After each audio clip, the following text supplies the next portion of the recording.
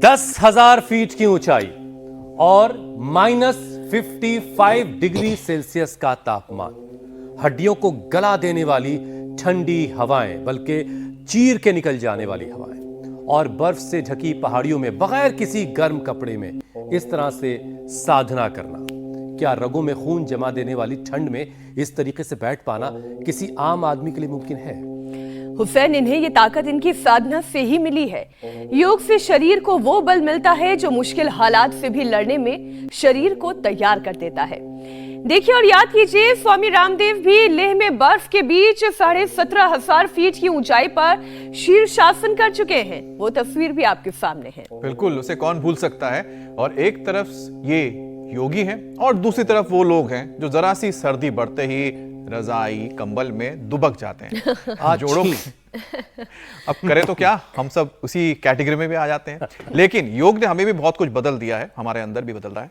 लेकिन इनके लिए चलना फिरना मुश्किल हो जाता है सर्दियों के मौसम में, और वो दुबक के घर में बैठे रहते हैं। बहरहाल ये सिर्फ एक कंपैरिजन है, आप अपने आप को जज करें कि आप कहां पर हैं। एक रिसर्च के मुताबिक सर्दियों में जोड़ों की परेशानी 60 से 70% लोगों में बढ़ जाती है। खासतौर से गर्दन का हिस्सा, कमर का हिस्सा, घुटनों में और साइटिका के जो मरीज हैं उनमें खतरनाक दर्द उनको महसूस होता है। Flare ups. हाँ, और सूजन के मामले में 20 से 30% ज्यादा दिखाई देते हैं इन सर्दियों के मौसम में। और सुबह के वक्त जब लोग उठते हैं उस वक्त ये तकलीफ लोगों को ज्यादा होती है, स्टिफनेस की। कुछ लोगों के घुटनों से दिन भर कट कट की आवाजें आती रहती हैं। दरअसल ठंड में जॉइंट पेन बढ़ने के पीछे बहुत सारे फैक्टर्स हैं, जैसे धीमी ब्लड सप्लाई, जॉइंट्स में फ्लूइड की कमी हो जाना और एयर प्रेशर घटने से बॉडी टिश्यूज में आई हुई सूजन हड्डियों में जकड़न को बढ़ा देती है। और इसके अलावा less physical activity, vitamin D की कमी भी शरीर में स्वेलिंग बढ़ाती है, सूजन बढ़ाती है। हालांकि शरीर में सैकड़ों जोड़ हैं, लेकिन दर्द कुछ खास जोड़ में ही ज्यादा होता है, जैसे वजन सहने वाले जोड़ यानी घुटने, कूल्हा, दूसरा लचीलापन देने वाला जोड़ जैसे कंधा हो गया, गर्दन की जोड़ हो गए, कमर, स्पाइन, तीसरे छोटे और नाजुक जोड़ जैसे कलाई हो गई, कोहनी हो गई, और हाथ पैर की उंगलियां, इनमें भी तकलीफ होती है। अब अगर बॉडी मूवमेंट बनाए रखनी है तो जाड़े में जोड़ों का ख्याल रखना भी बहुत जरूरी है। तो चलिए योग गुरु के साथ मिलकर आज जोड़ों के दर्द पर योग का मरहम लगाते हैं। स्वागत करते हैं स्वामी जी, बहुत बहुत स्वागत करेंगे हम स्वामी जी का, जरा फोन कनेक्ट हो जाए। लेकिन मैं एक उदाहरण के तौर पर ये बता सकती हूँ, जब हम कलाई की बात कर रहे थे ना हुसैन, बचपन में दो सलाखों के बीच में जो लोहे की रेलिंग नहीं होती है सीढ़ियों की, उसमें मैंने अपना हाथ पता नहीं किस कदर फंसा दिया था कि वो निकालते नहीं बन रहा था। तो ये दाईं हाथ की जो कलाई है बड़ी कमजोर सी हो गई थी। इसमें सर्दियों के मौसम में फिर कई बार दर्द उठा करता था।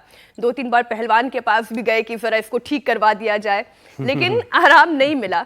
लेकिन पिछले 4-5 सालों में वो दर्द कहाँ हवा हुआ कुछ पता ही नहीं चलता। अब चलिए, स्वामी जी कर रही थी 5 साल से।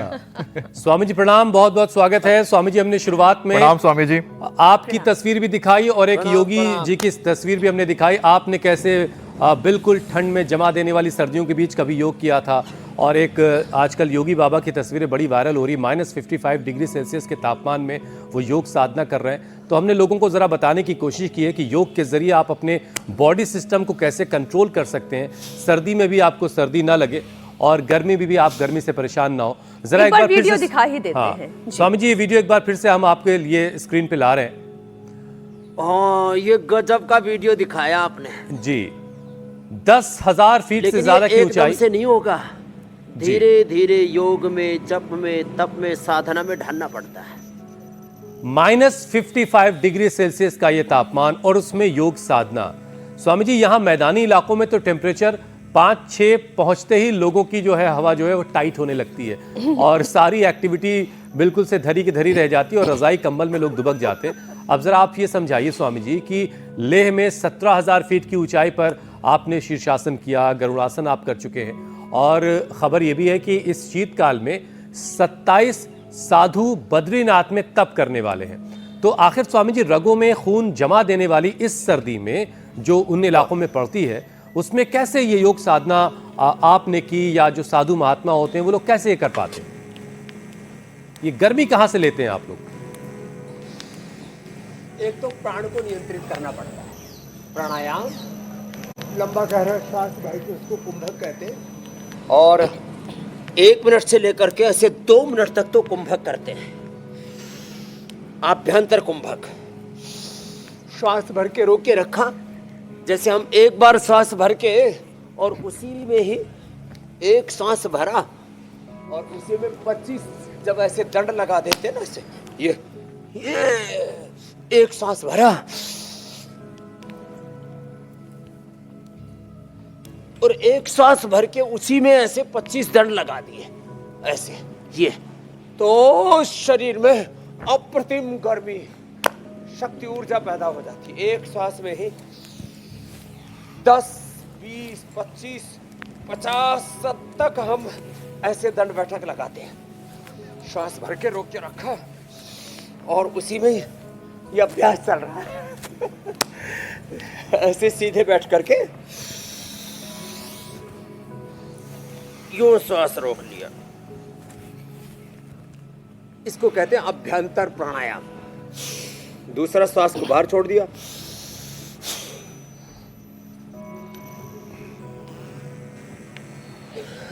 ये आधा से 1 मिनट किया। अंदर रोकने वाला 2 और अपवाद रूप में तो 4-5 मिनट तक कर लेते। तो ये है अंदर की ऊर्जा को, अंदर की गर्मी को, शक्ति को, अग्नि को, सप्त धात्वाग्नि, पंचभूताग्नि, जठराग्नि हमारी प्राणाग्नि से उद्दीप्त होती है। और यज्ञाग्नि के योग के साथ यजन का भी आश्रय हमारे साधु संत महात्मा लेते हैं। और उस योग से, यज्ञ से इतनी अप्रतिम ऊर्जा, और हम तो ऐसे भी करते हैं, 5 मिनट में पसीना बहने लगता है। फिर किसी कारण से लोगों की हड्डी पसली कमजोर हो जाती है तो देखो इधर सारी थेरेपी चल रही है, इधर पोटली मसाज, फिर इधर जानू बस्ती, इधर कायोप्रैक्टिक कर रहे हैं हमारे डॉक्टर अजीत राणा जी, विवेक जी एक्यूपंक्चर, एक्यूप्रेशर, मर्म चिकित्सा कर रहे हैं डॉक्टर गौरव जी, विवेक जी, हमारे नेपाल जी लगे हुए श्रृंगी में, और इधर हमारी बहनें पूनम जी, माया जी, रूपा जी, अभिनव जी, बड़े बड़े रोगों को परास्त कर दिए हैं। स्वामी जी जब अगली बार आप जाइएगा ना ऐसे सर्द इलाकों में जहां -55 जैसा टेम्परेचर हो, तो एक दफ़ा हम लोग को भी लिए चलिएगा, हम भी जरा अपने आप को चेक कर लेंगे कि हम वहां से लौट के ऐसा ना हो कि हम जाएं तो सीधे सीधे, लौटे तो अकड़े आड़े टेढ़े। लेकिन स्वामी जी साथ रहेंगे तो गारंटी इस बात की रहेगी कि हम सही सलामत लौट आएंगे। हाँ, ये एकदम ठीक बात कही। जब गुरु साथ होते हैं, जिसका गुरु बलवान उसका चेला पहलवान। क्या बात है। जब हमारे गुरु भगवान बलवान होते हैं ना। स्वामी जी अब आपका ये पहलवान जो है अगला सवाल आपके सामने रखने जा रहा है। तो स्वामी जी देखिए, ठंड बढ़ने पर बहुत सारी दिक्कतें लोगों को हो रही हैं और सबसे ज्यादा वो लोग परेशान हैं जोड़ों की परेशानी से। जोड़ों में दर्द बहुत ज्यादा लोगों के हैं, ठंड बढ़ने से और बढ़ता है। सूजन अकड़न से लोगों का चलना फिरना जो है वो मुश्किल हो रहा है। अब इन जाड़ों में स्वामी जी जोड़ों का ख्याल कैसे रखा जाए, कौन कौन सी बातों का ख्याल रखना है, खाने पीने में किन बातों का ख्याल रखना है, और देखो रूटीन कैसा? जोड़ों के दर्द के लिए बेजोड़ योग बेजोड़ दवा। एक तो सूक्ष्म व्यायाम के साथ, लंबे लंबे श्वासों के साथ ऐसे ये सूक्ष्म व्यायाम करें। लोग ऐसे मरे मरे ऊपर ऊपर से योग करते रहते हैं, ऐसे ना करें। तो क्या करें, लंबे लंबे श्वासों के साथ ये करें। सुबह उठ करके लहसुन खा ले, लहसुन रात को भिगो दे, सुबह चीरा मार करके उसको गाय के घी में हल्का सा सेक करके और उसका सेवन करें, लहसुन का सेवन करें। फिर हल्दी, मेथी, सूंठ, अश्वगंधा और शतावर मिला करके ये 5 चीजें सुबह शाम 1-1 चम्मच खा ले। खाली पेट पिरानी गोल्ड खाने के बाद ऑर्थोग्रीन, और यदि कोई एलोवेरा, गिलोय, पारिजात, निर्गुंडी, सहजने का रस पी लेता है। अब थोड़े दिन दही, छाछ, नींबू, चाट, टमाटर, खट्टी ठंडी चीजें थोड़ी बंद करनी पड़ेगी। थोड़े दिन घी चावल भी बंद कर दो, यही खाओ। रागी, बाजरा, जवार जो इधर रखी हुई है ना, इसलिए रखी हुई। ओहो, गोंद के लड्डू खाओ। ये गोंद के लड्डू हमने सारे देश को भी उपलब्ध करा दिए। कहते हैं घर में बनाओ ना, कोई पतंजलि का, ये तो हम खाली बताते हैं मेरे भाई। अब देखो ये एलोवेरा रखा है, कितना हृष्ट पुष्ट है। जितनी सर्दी लगती है उतना ही ज्यादा और हृष्ट पुष्ट हो जाता है। तो एलोवेरा, गिलोय, पारिजात, निर्गुंडी, सहजना, सबके घरों में हल्दी है ना, हल्दी, अदरक, ये सब, हल्दी, मेथी, सौंठ, मेथी अंकुरित भी ले लो, ये मेथी रखी हुई है। ओ हो, शिलाजीत हड्डियों को भीतर से मजबूत कर देती है। शिलाजीत खाओ, गुग्गल खाओ, गुग्गल है, सलाय गुग्गल है, शिलाजीत है, और ये च्यवनप्राश में तो अष्टवर्ग के साथ वंशलोचन और मिलाते हैं। ये वंशलोचन रखा है, ये हड्डियों के लिए बड़ा जबरदस्त होता है, हड्डियां मजबूत हो जाती है। तो हड्डियों को मजबूत बनाने के लिए सबसे अच्छा घरेलू उपाय है लहसुन, सबसे अच्छा घरेलू उपाय है रागी, बाजरा, जवार, मकई आदि मोटे अनाज, ये बड़े गजब के होते हैं। ऐसे जो रोज सुबह सुबह लंबे लंबे श्वासों के साथ ये सूक्ष्म व्यायाम, ये और जो है ऐसे ऐसे, और फिर थोड़ा लंबे लंबे श्वास, और फिर ये। तो देखो सूक्ष्म व्यायाम भी जब तेजी से करते हैं ना, तो पूरा शरीर ऊर्जा से आप्लावित तो हो जाता है तो सूक्ष्म व्यायाम।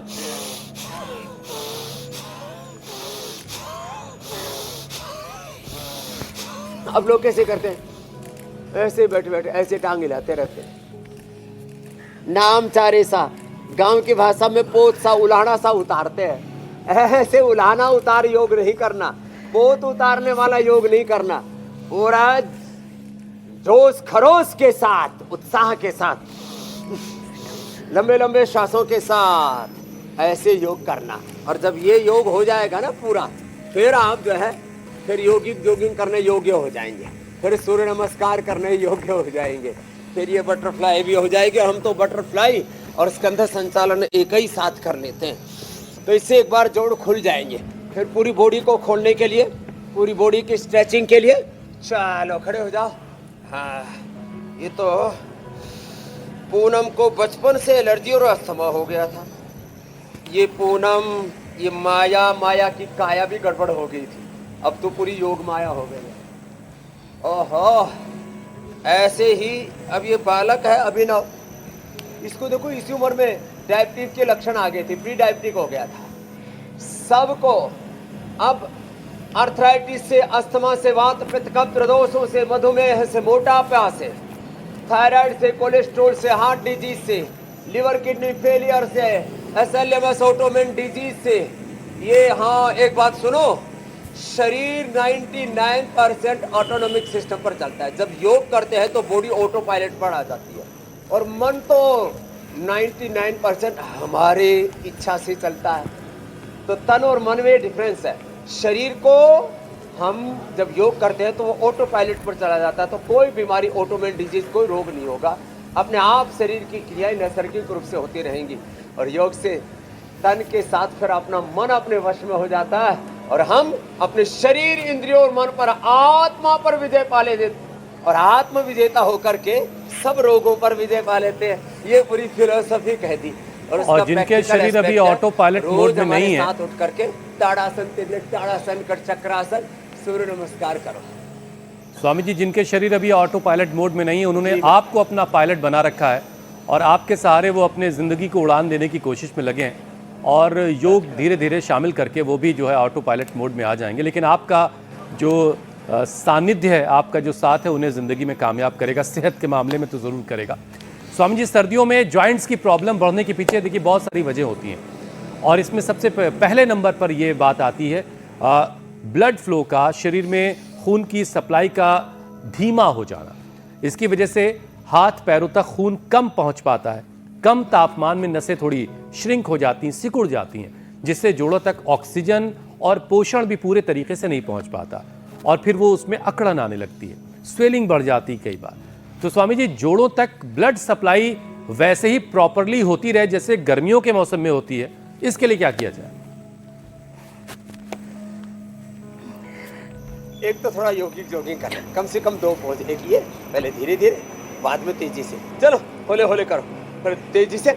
बहुत सारे लोग तो स्वामी जी कहते हैं कि हमारी पत्नी कुछ ना कुछ ऐसा कह देती है कि हमारा ब्लड फ्लो बिल्कुल ठीक हो जाता है। स्वर्ण shilajit,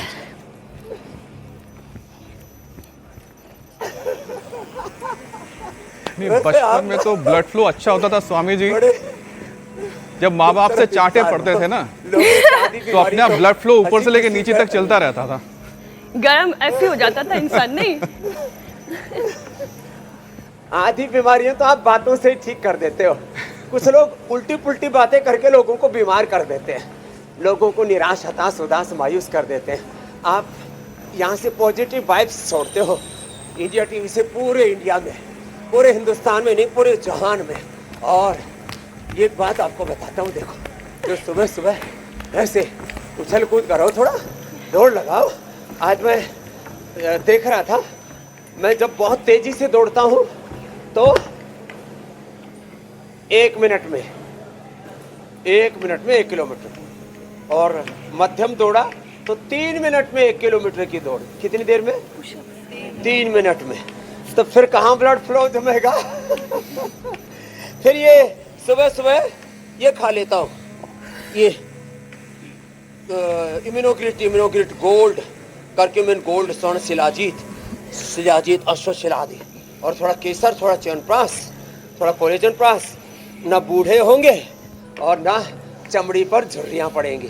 no wrinkle, no disease, no बुढ़ापा नहीं, हाँ, no dizziness, no laziness, dizziness, laziness, पता नहीं क्या क्या बोलते रहते हैं, ऐसे ही पड़े रहते हैं और बूढ़े हो जाते हैं। जवानी में बुढ़ापा आ जाता है लोगों को।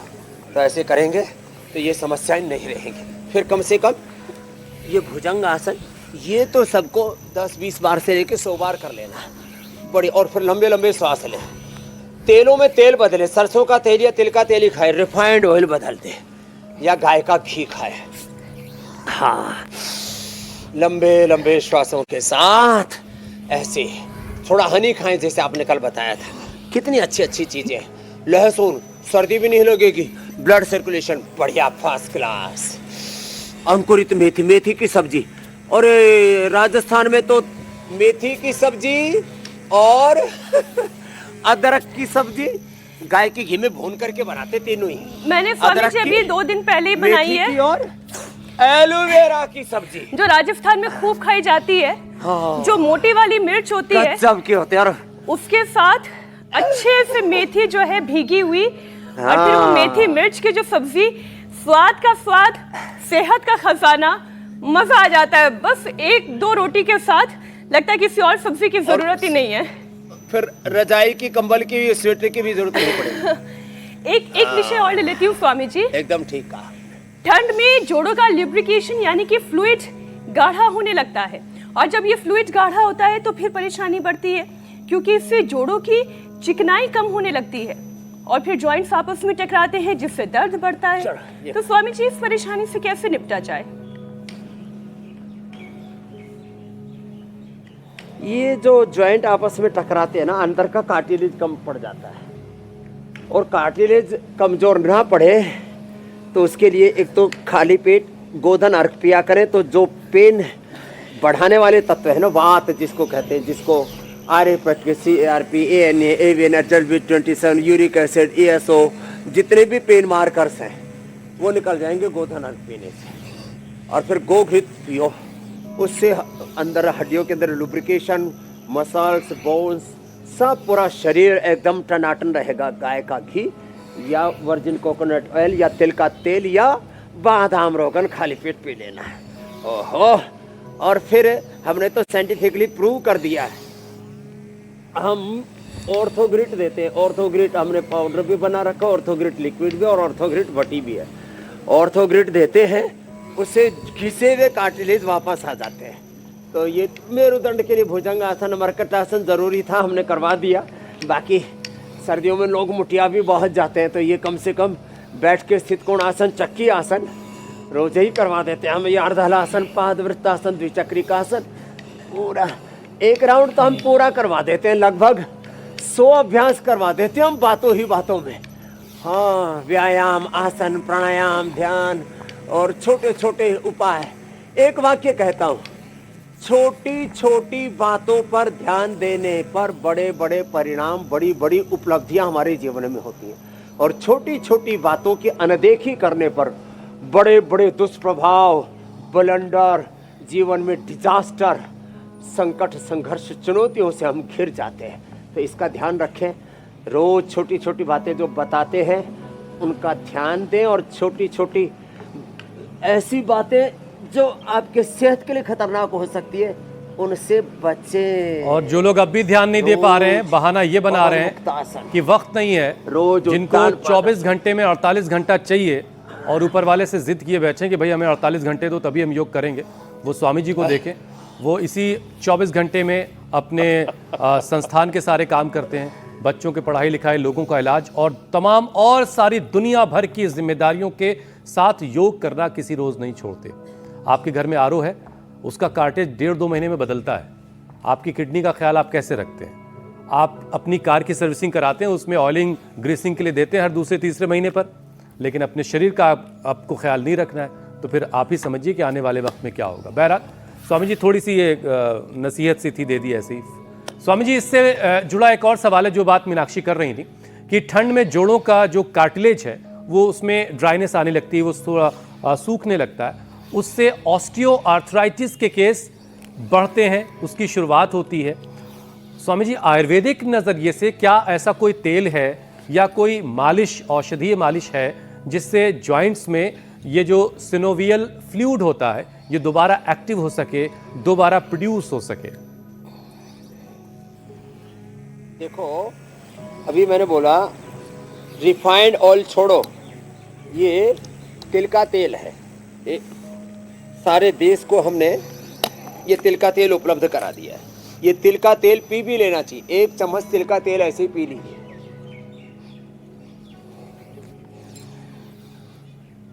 पीने में भी अच्छा लगता है। तिल का तेल, इसकी मसाज कीजिए।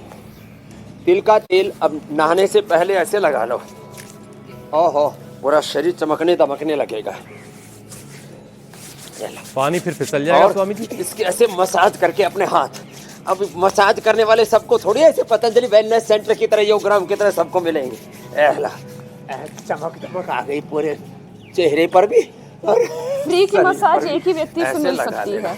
तो किसका तेल लगाना? ये तिल का तेल। ये तिल का तेल लोगों को मिलता नहीं था। साउथ में तो दिया जलाने के लिए, और उसमें भी लोग मिलावट करके रखते थे।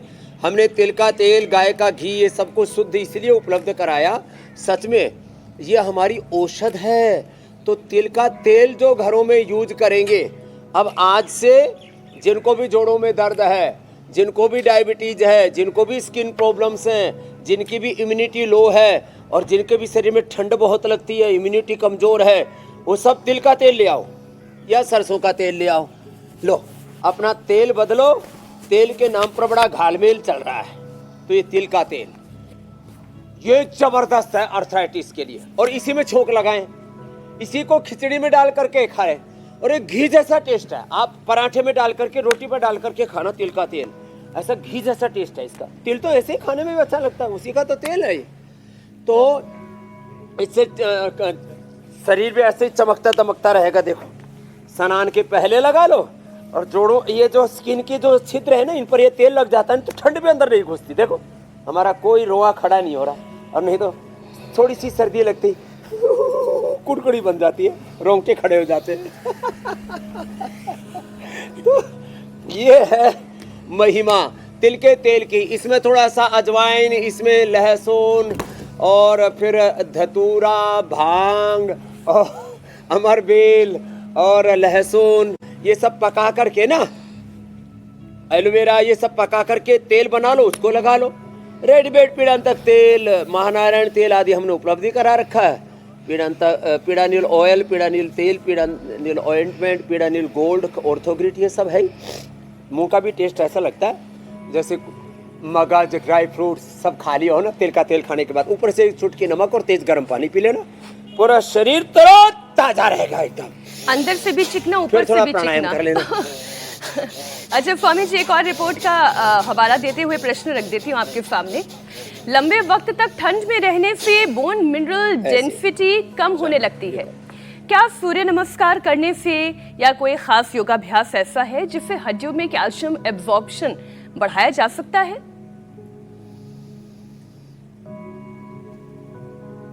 तीन चीजों से। एक तो सुबह सुबह सूरज की धूप में बैठे, जैसे हम सूरज की धूप में बैठे। ओम स्वस्ति पंथाम अनुचरेम सूर्या चंद्रमसा विव दिवि सूर्य सहस्रस्य भवेत् युगपद उत्थिता यदि भाः सदृशी सा स्यात् भासस्तस्य महात्मनः। सूर्य की धूप में जब बैठ करके कहते हैं तो बाहर का सूर्य, भीतर के सूर्य को, सूर्य नाड़ी को, चंद्र नाड़ी को, ईड़ा पिंगला सुषुम्ना को, सोम शक्ति अग्नि शक्ति को पूरी तरह से बैलेंस, जागृत, उद्बुद्ध कर देता है।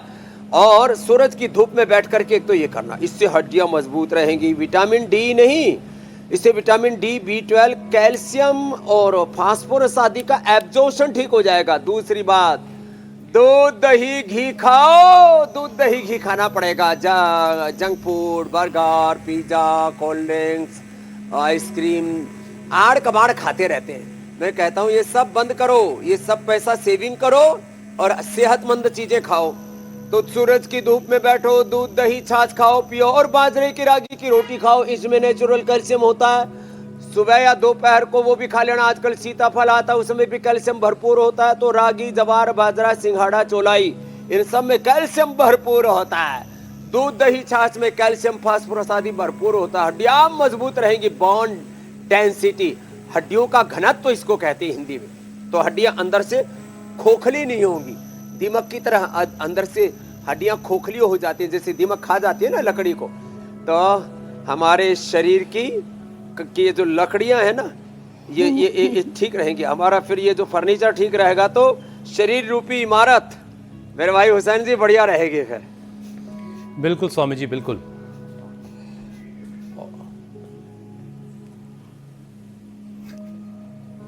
अच्छा स्वामी जी, सर्दियों में लोग पानी कम पीते हैं।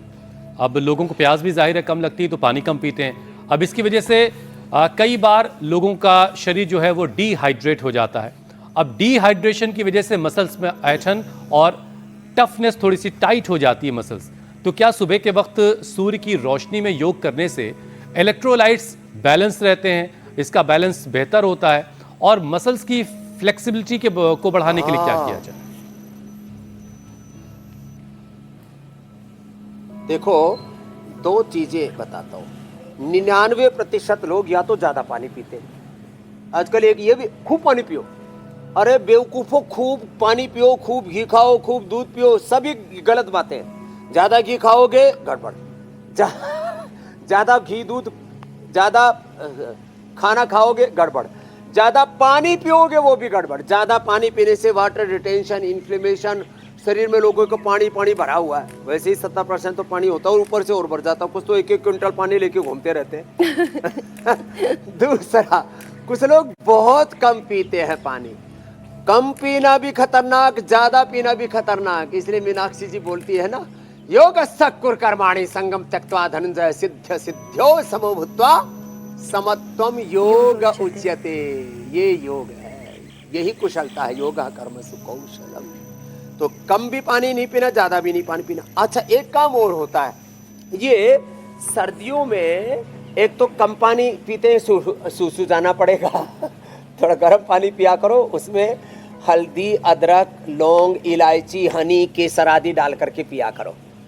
दूसरी बात, ये हीटर आदि बहुत चलाते हैं सर्दियों के अंदर लोग, उससे स्किन में भी ये डिहाइड्रेशन हो जाता है। तो स्किन के ऊपर भी मालिश कर लेना, तेल की, बादाम तेल की या गाय के घी की। तो हमारा एक बालक है, एक दिन इंडिया टीवी पर भी आया था, राजा भैया। वो रोज घी खाता और घी लगाता है, एकदम चकाचक रहता है। तो डिहाइड्रेशन ना भीतर होना चाहिए ना स्किन में रहना चाहिए। अब स्किन को डिहाइड्रेट होने से बचाना है तो एलोवेरा जूस पियो। एलोवेरा जेल में थोड़ा सा गाय का घी या तिल का तेल या बादाम रोगन ये लगा करके और लगा लो, ऐसे दूर से ही, आधा किलोमीटर दूर से ही चमकते दमकते, ऐसे गांव की भाषा में बोले शीशे की तरफ पड़के से मरते हुए दिखते हैं। अरे भाई, ये बड़ी चमक दमक है। तो ये चमक दमक है योग की, आयुर्वेद की, और सबको हमने ऐसे ही चमका रखा है। और योग करते रहेंगे, चमकते दमकते रहेंगे, कहीं पर डिहाइड्रेशन नहीं रहेगा। स्वामी और जी, लेकिन एक परेशानी और है सर्दियों में ना, खाली जी। पानी नहीं, थोड़ा गाजर का, अनार, गाजर, चुकंदर आदि का, आंवले आदि का जूस पिए, छाछ पिए, दूध पिए। ये भी लिक्विड अच्छा है ना जी मेरी बहन मीनाक्षी जी। मैं कह रही थी स्वामी जी, भारत में 40% लोग हैं जो सर्दियों में अक्सर ये शिकायत करते हैं कि उनके कमर के निचले हिस्से में लोअर बैक पेन काफ़ी उन्हें होता है। ख़ास तौर पर वो लोग जो ज़्यादातर पूरे दिन भर बैठकर काम करते हैं, तो योगाभ्यास के साथ साथ उनको कुछ ऐसा मूवमेंट रूटीन बताएं जिससे उनका दर्द कम हो सके। अब काम अगर बैठ के करना है तो बैठ के ही किया जा सकता है, लेट तो जाएंगे नहीं। कुछ लोग लगातार खड़े खड़े काम करते हैं, उन्हें क्या करना चाहिए दोनों के लिए?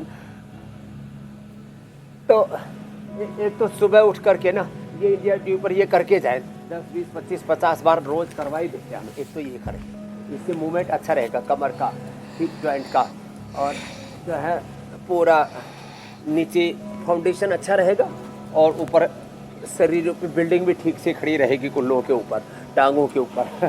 तो ये 2 अभ्यास, स्थित कोणासन, चक्की आसन और भुजंगासन, मरकटासन, ये तो रोज की रूटीन में हम करवा ही देते हैं ना, ये जरूर कर लिया करें।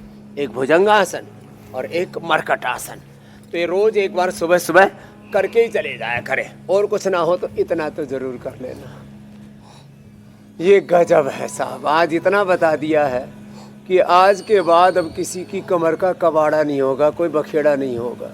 बहुत उथल पुथल चल रही है ज़िंदगी में, बस जो यहाँ बताते हो उसमें डिसिप्लिन, कंसिस्टेंसी, आप बार बार बोलते हैं कंटिन्यूटी, ये आ गई ना, कंसिस्टेंसी आ गई, कंटिन्यूटी आ गई, डिसिप्लिन आ गया।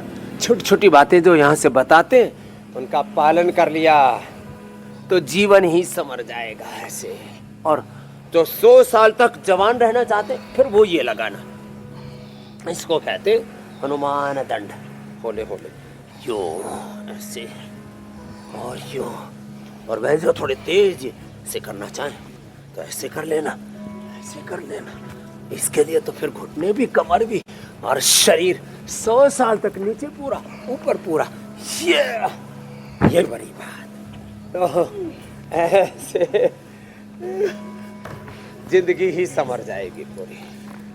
तो जिंदगी अगर आप संवारना चाहते हैं अपनी, तो योग को शामिल कीजिए, अपने बदन से थोड़ी मेहनत करवाइए, थोड़ा पसीना बहाइए, ठंडक में भी कभी कभी गर्मी का एहसास लीजिए, तब समझ में आएगा कि शरीर में कितनी ताकत छिपी हुई है। लेकिन अब आप घर बैठे प्राणायाम कीजिए। यहाँ मीनाक्षी और अमित प्राणायाम करते रहेंगे और हम आपको दिखाते हैं कि आज संजीवनी में क्या खास है आपके लिए।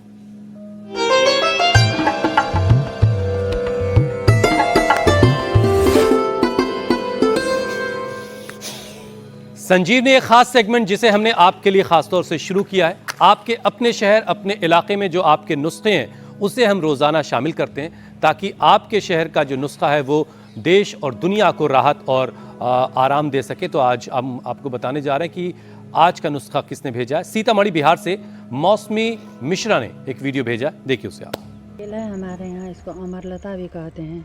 इसमें बहुत सारे रासायनिक गुण मौजूद हैं और सबसे बड़ी खासियत इसकी ये है कि घुटनों में दर्द हो या कोई भी जोड़ों का दर्द हो या फिर चोट लगने पर दर्द होता हो, तो वो 1 लीटर पानी में इसको उबाल करके आधा लीटर करके इस लता के साथ साथ उस जगह पर मसाज करने से वो दर्द बहुत ही जल्दी आराम हो जाती है।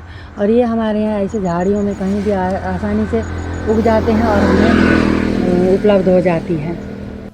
स्वामी जी, अमर बेल, ये गजब का पौधा है ये, ओहो। और ये जो है वैसे भी अमर बेल है, मरता ही नहीं है ये, और जिस पेड़ पर चढ़ता है उस पर पूरा छा जाता है। तो सच में इसकी लुगदी बना करके और स्वामी जी कुछ इलाकों में जहाँ पर भी दर्द हो, सूजन हो, वहाँ सिकाई करें, इसे मालिश आकाश करें। बेल के नाम से भी जाना जाता है। इसका एक चम्मच जूस पी भी सकते हैं। अच्छा, हाँ, आकाश बेल, इसका 1 चम्मच जूस भी पी सकते हैं, जो कहीं प्रिस्क्राइब नहीं है, लेकिन मैं आपको बता रहा हूँ वह भी अप्रतिम होगा। तो ऐसे ही बहुत ही छिपे हुए रहस्य संजीवनी के माध्यम से वो लोग भेज रहे हैं। और वो जैसे आपने कहा कि कोई ऐसा नुस्खा जिसमें 2-3 जड़ी बूटियाँ मिलाकर के BP, sugar, thyroid, asthma, arthritis, liver, kidney failure, cancer जैसे रोगों में भी प्रयोग करते हैं, वो भी जो गांव के लोग हैं, गवाले हैं, गांव वाले हैं, या जिनको परंपरा से कोई ज्ञान प्राप्त है, वो उस ज्ञान को सबके उपचार के लिए, सबके उपकार के लिए, सबके भलाई के लिए इंडिया टीवी तक भेज सकते हैं। ये बहुत बड़ी मुहिम है संजीवनी।